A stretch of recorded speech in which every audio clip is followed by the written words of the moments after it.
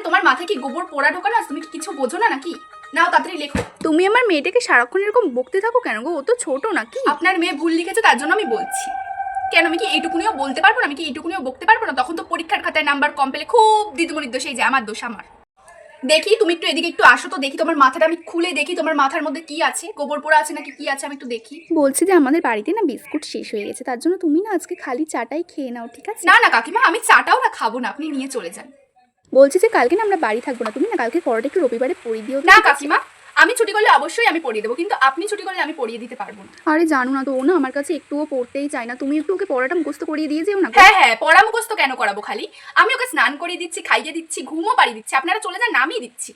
নাও পরের দিন সমস্ত পড়াগুলো করে ফেলবে, ঠিক আছে? আমি পরের দিন এসে যেন সব পড়া পাই। আগে তো তুমি 2 ঘন্টার বেশি পড়াতে, এখন তুমি 1 ঘন্টা পড়িয়ে কেন বাড়ি চলে যাও? প্রায় 6 থেকে 7 মাসের মাইনা আপনি দেননি, ওইটা দিন, তারপরে দেখবেন যে আমি আবার 2 ঘন্টা করে পড়াচ্ছি, ঠিক আছে?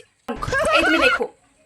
আরে না না বল, আসলে আমি পড়াতে এই যে তুমি পড়াতে এসে না রোজ রোজ ফোন করো না, ঠিক আছে? তো তোমার থেকে আমার মেয়েটা কি শিখছে বলো তো? তুমি না এরকম করো না। আপনার মেয়ে তো এমনিতেও কিছু পারে না, আমার এই 2 মিনিটের ফোনের জন্য ওর এমন কিছু ক্ষতি হয়ে যাবে না, মানে আমার ফোন আসতে পারবে না, আমার কিচ্ছু হবে না, আমার কোনো সমস্যা নেই, মানে যত সমস্যা সব আপনাদের, তাই না? মানে পড়াবো না, আর আমি আপনার মেয়েকে পড়াবো না।